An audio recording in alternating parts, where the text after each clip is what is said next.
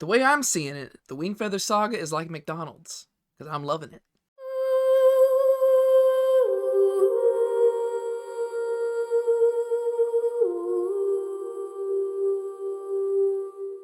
Okay, so the Wingfeather Saga is a new animated TV show being distributed by Angel Studios based on the best-selling novel series, children's book series of the same name by Andrew Peterson. Real quick, Brienne, just let the people know what our relationship is to the Wingfeather Saga and Andrew Peterson.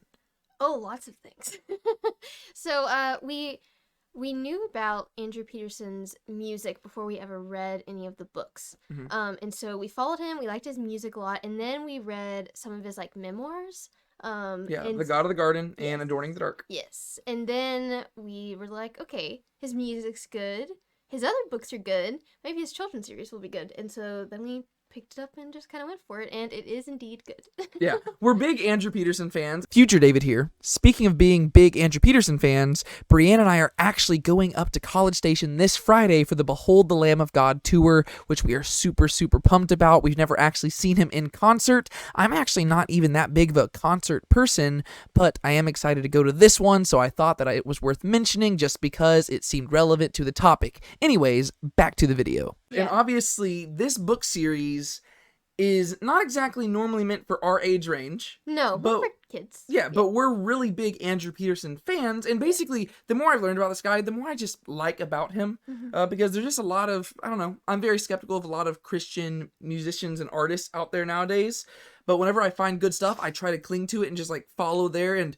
I've noticed that Andrew Peterson kind of hovers in the circle with a lot of other people that I also really like, and so it's kind of like my niche community right there. There's a cool dynamic going on. Yes, and so we've done a lot of stuff there, and recently we'd started reading the Wingfeather Saga, and you so far have read the first book, right? The first book, the first book is called On the Edge of the Dark Sea of Darkness. That is what season 1 of this TV show is based off of, and you've read that one, and you've started the second one.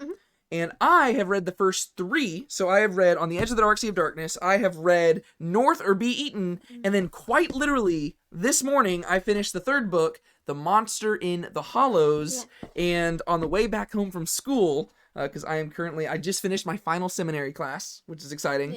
On the way home, I picked up the 4th book, The Warden and the Wolf King, and I'm going to get started on that pretty soon. That all being said, this might be a children's book series, but I'm a huge fan of it, and I literally, these 2 books right here both made me weep like a little baby, and so I was really excited going into the animated show that they have been making, and it kind of just worked out the timing of all that, because they said that they have been working on this for about like 7 years, so it just kind of worked out that we happened to discover Andrew Peterson, and because we discovered Andrew Peterson probably, 2 years ago or so, and we've been going through a lot of his stuff, and then we eventually got to this, and we do, this YouTube channel, we do a lot of stuff related to The Chosen and everything like that, and Angel Studios is distributing this, so once again, it kind of is all connected. It's all connected, right? And so, when this came out, it literally premiered yesterday, episode 1 of this TV show premiered yesterday, and I texted Brienne, I was like, hey, whenever we get together, we need to watch this, we'll make a quick video, a quick review, let people know what we think, and hopefully we will do little stuff like this going forward, just because I think it'd be useful. And so real quick, what we're going to do is we are going to give our spoiler-free review of episode 1 of the Wingfeather Saga. And then at the very end of this video, we will do maybe a brief little thing where we can just talk about some plot points and just stuff like that. So, Brienne, what did you think of episode 1? I really liked it. I didn't know too much of kind of like what to expect, but I like it. It's very simplistic, and I feel like that fits with kind of Andrew Peterson and all the other things that he also produces. It's just very simplistic. No, and that's not a bad thing. That's not a bad thing. Yes, no. It's simplistic in a good way. Like, it's not overly, I don't know, like dramatic or anything like that. It's just like easy to watch, simplistic in a good way. So yeah. Well, and I even noticed that while we were watching the episode, like there was something that was kind of throwing me off at first, because I was like, this feels different than other TV shows. It is. And I realized, ones. and I realized that it was because it took a while for it to get like into a lot of drama, right? I mean, obviously the opening shot, this isn't a spoiler because it's literally the opening shot of it, is like somebody being stolen from their house. But after that, it just picks up with just like you're getting introduced to the main characters, and it's just like you really don't really know where the story's heading until really the end of the first episode. And so I agree, like it is kind of simplistic, but that's one thing that I really like about just this whole series is that it is very character driven. And one reason I've really appreciated it, and the reason why I weep in these books, is because Andrew Peterson has created such well-crafted characters that they're simple enough for a child to comprehend, but there's also complex enough themes that it can leave an adult weeping. Yeah. And so I'm hoping that they capture that same thing in the TV show, but obviously we won't know that until later on, because in the first episode you're still getting introduced to the characters, so you have more of the simplicity. And really it's like the book series, as it goes, it gets better and better because you're able to go deeper and deeper. But yeah, I thought the first episode was really good. The animation style, we kind of talked about this. It takes a little bit to get used to. Yeah, because it's just different than... It's just a different style. And also I think because the art style on these is just like, I love it so much that whenever I'm reading the books, I picture it exactly like just literally these people come to life. And so it's one of those things where you're having to like jump the little like, it's like cross the river, right? You're having to cross the river between like your own, how you picture it in your head and like how it's being adapted. And so I think that takes a little bit of time. But I think as the show progresses, obviously, we'll be able to hop on that. You get used to it. But yeah, I thought it was good. All the voice actors did a good job. I think the person I liked the best was Poto, just because. I love Poto. Yeah, Poto's one of your favorite characters. He is one of my favorite characters. But I thought that the guy who did that. I love the animation. Is that you can barely see his eyes, They're, like literally. Huge eyebrows. Yeah, he just got like eyebrows, and I think like there's only a few shots where you actually get to see like the eyes like glimmering through. Yeah, that kind of cracked me up. That's how I envisioned him too. So yeah, it's very humorous too. Like the way that the characters talk to each other and like the hidden jokes within the things that they say, it reflects the book a lot because Andrew Peterson does this thing where he has these like footnotes that are at the bottom that adds to the text of the story that you're actually reading, and there's like different jokes and stuff in there. And so they did a good job incorporating, I think, those jokes and stuff that they put in the footnotes, because you would think like, how do you incorporate that in dialogue and stuff like that, because it's kind of a separate thing being a footnote, but they were able to put it into the story as if you never knew it like was a footnote. Well, and sometimes they'll have Janner just like going through a book and stuff like that, which is kind of cool. But one thing I thought was neat, and I just noticed this because I was wondering to see, especially I keep talking about the animation because I was wondering to see how they would do that, because it is a crowdfunded project, and sometimes with stuff like that you end up seeing things be lesser quality. But there's one scene in particular that I thought was good. Whenever Janner and Tink are, once again, this is not a spoiler, they're just talking in their bedroom. And just the framing of it was, I thought, cool, because Tink's on the top bunk. And they have him, like, framed to where, like, one of his legs is just, like, hanging off the side and just, like, swinging back and forth. And it's something really small, but just from the perspective of, like, I'm trying to think from the perspective of the animators. That's a much more complex thing to do, where they could easily have just had him scooted over to where he was just laying on top of the bed still. And that would have been a lot simpler. Right? But to me, I look at stuff like that, I'm like, oh, that's really cool. Like, just something like that where you see that they do have the appreciation for what they're doing, and they're not just doing the bare minimum. They're actually trying to just make it feel like a lived-in world. That's just the animated version. And I just thought that was cool, because obviously this show is primarily aimed towards children, kind of like the books are. We're just watching this as adults looking at it. But I just thought little stuff like that is really cool, because it's indicative of it being a, quality show. Literally just as simple as having somebody like framed at an angle with their leg hanging over the side. Just like, that was kind of cool. There's also music in this, and I think, how many songs were there? 2? Were there 2 songs? Yes, and one at the end. Yeah. 2 songs and then one at the end, like the credits. Yeah. Oh yeah, there's that as well. And the music is great. Andrew Peterson sings one of the songs. Which was cool. And that's another thing like I just really love, because it's Andrew Peterson, right? Love having his stuff in there. But the music was really well done. And even in the live stream that they had, we watched part of that as well, because it was just uploaded on YouTube. They also had a little part at the end where they actually went to the premiere. Like it was like a recording from the premiere where Andrew Peterson was actually up there singing the song.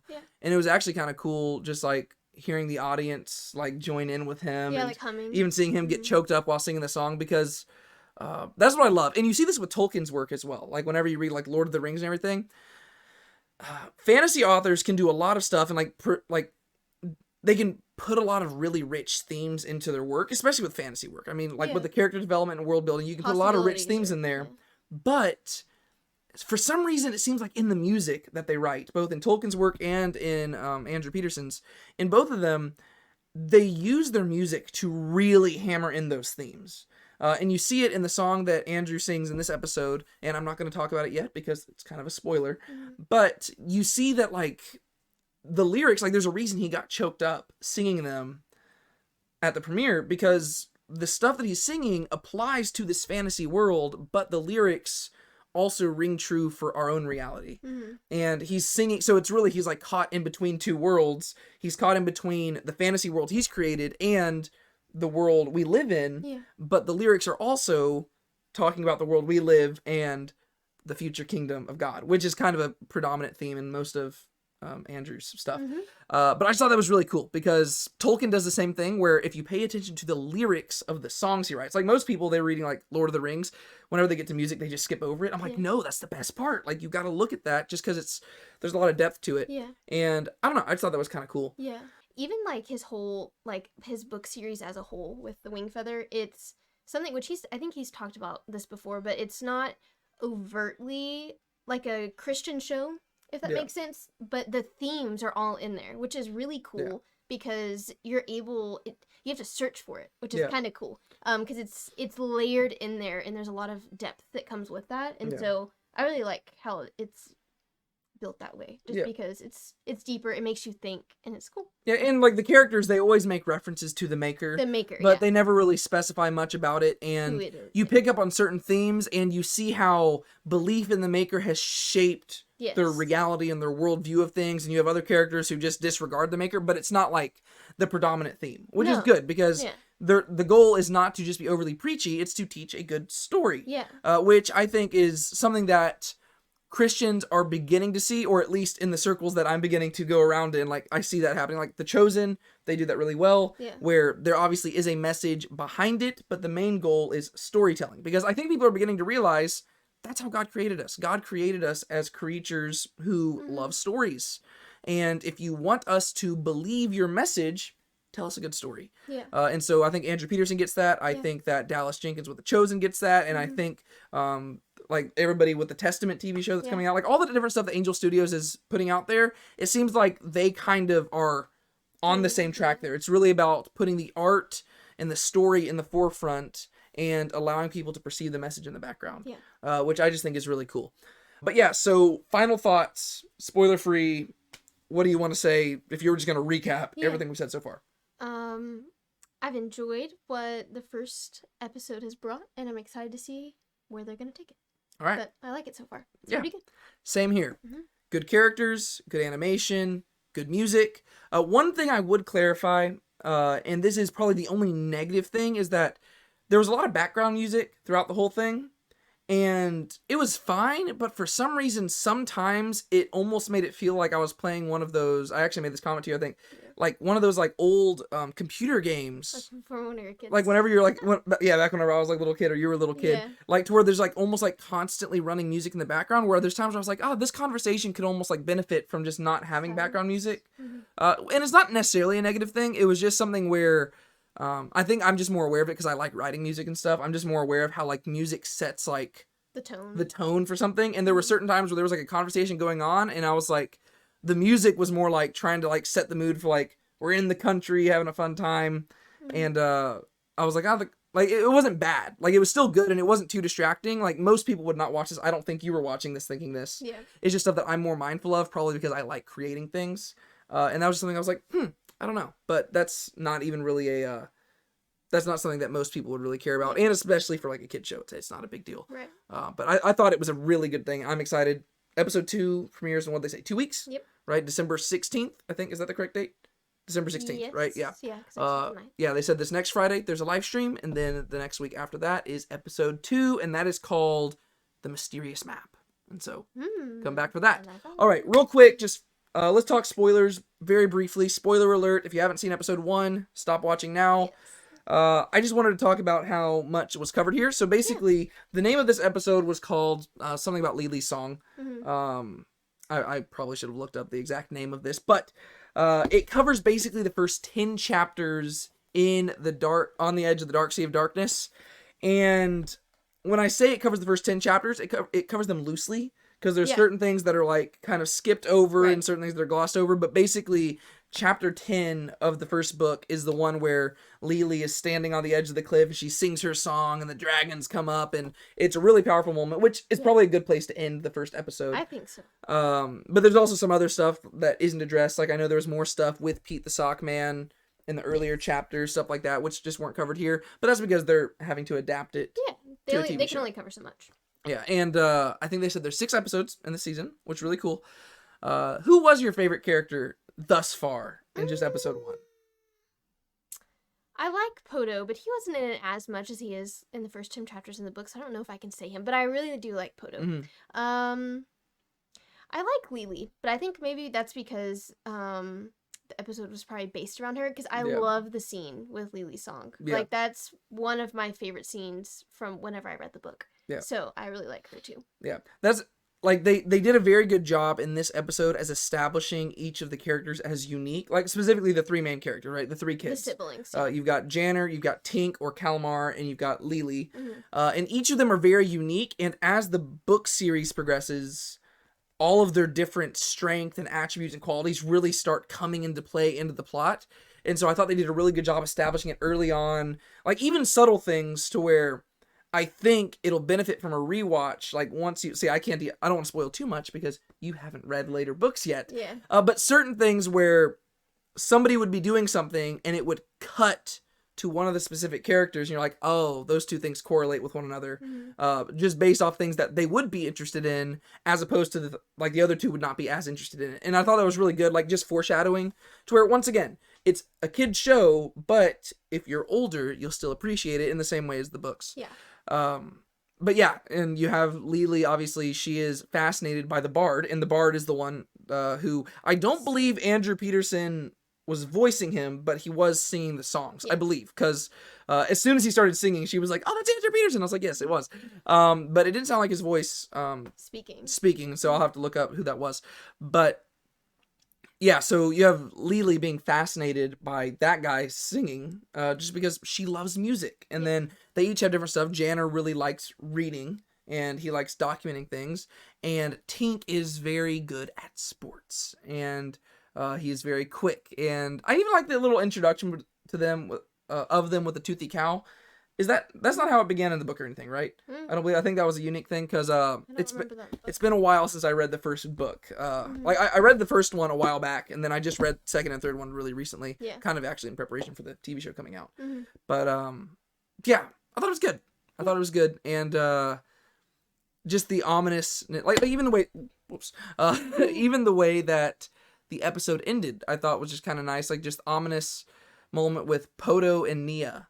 Nia is the mother. Yes. Just sitting there at the table, and they can tell that something's going to be coming from this. Yeah. Because they've got a secret that is going to start coming out sometime soon, and they've been trying to keep it secret, but they're realizing that they might be it's going to be coming out. Yeah, exactly. And then the final shot is, what is that? What is the one Fang's name? Like the dude at the very end. The one they got in a fight with. Scarb, or... Oh, yeah. I forget his name. I forget his exact name. Flarb? Flarb? Oh, man, that's going to be bad. I feel bad. They all have really funny names, but a lot of them end with, like, ARB and names. I will say that he's the one, like, we were talking about this, how the design of the fangs was a little bit different than we pictured it. Yeah. But I pictured most of the fangs as looking like him, and I feel like they changed, like, they made them look all different because you need to distinguish between them all. Yeah. But I thought they did a pretty good job. Slarb. It is Slarb. It is Slarb. Yeah, it's Slarb. Okay. It's Slarb. We were right. Yeah, I knew what I was talking about. That's what I thought. All right. Well, there's that. Is there anything else we really need to talk about? There's really not a whole lot to spoil. I just wanted to give a spoiler alert just in case anybody hadn't watched it yet. Right. Well, that's it. I hope that we're planning on making more videos like this in the future. Future ones will probably be a little bit more structured. This one, we literally just sat down and went for it. But like I said, this was just the first episode that kind of lays the groundwork. The plot will really get moving going forward, because really you have the plot being initiated at the end of this first episode. Yeah. We'll have more to talk about next time, and we won't just be rambling. Hopefully, we'll probably actually have more to talk about. I was just That's just what we do on this channel. But do you have anything else you want to say about this episode? I don't think so. Okay, cool. You should go read the books though. Yes. If you haven't read the books, go read the books. If you have a Mardell near you, the first book in the series is always like 40% off. Yes, for the most part. So yep. Go and get the book. Yeah, they're really great. Yeah, they're definitely worth the read. Whether you're a kid or an adult, I can't wait till I have kids one day just to read them these books, because I was telling her this before. I think this might quickly becoming my favorite series. And that's high praise, because I've always liked Harry Potter. Yeah. And I'm a big book reader, if you couldn't tell. These are all scholarly books, though. These aren't the fun ones. I'm a big Harry Potter fan, but something about this series, Harry Potter's never made me cry. This book series, the last 2 books, have both made me cry. Yeah. And one of them, I was listening to one on audio, and I literally was crying while running. And it was just kind of a crazy sight. I imagine if somebody saw me, they thought I was just ridiculous. But yeah, if you haven't read the book series, go read the book series. If you haven't checked out episode 1 of the Wingfeather Saga, you can do that now. I don't know why you watched this video and got to this point in the video if you haven't watched it, but be sure to go check it out and let us know in the comments down below what your favorite moment was from the episode. Maybe that's something we could have talked about, but we didn't. That's fine. Let us know in the comments down below what your favorite moment was, and also who your favorite character is so far, and let us know if you've read the series or not, and which books you have or haven't read. Just start a little discussion down below, because I want to talk to people about this series. That's kind of why I made this video. It was because... See if there's people interested. Yeah, I've been reading this, and I don't have anybody to talk to it about, because I don't know anybody else who's read it. I've been recommending it to everybody, though. And so, read the series, watch the show, and hopefully we'll check in with you next time once we get more episodes. Yeah. All right, my name's David. And my name's Brienne. And this is Now Let's Be Honest. Be sure to keep a smile on your face. Don't let anybody steal your joy. Bye. Bye. You read a verse, you sing a hymn, the money's in the plate. Sundays you mark out for him, but even then you show up late. You bought the shirt, you wear the cross, but sin throughout the week. For 30 shekels and a noose, you kiss him on the cheek.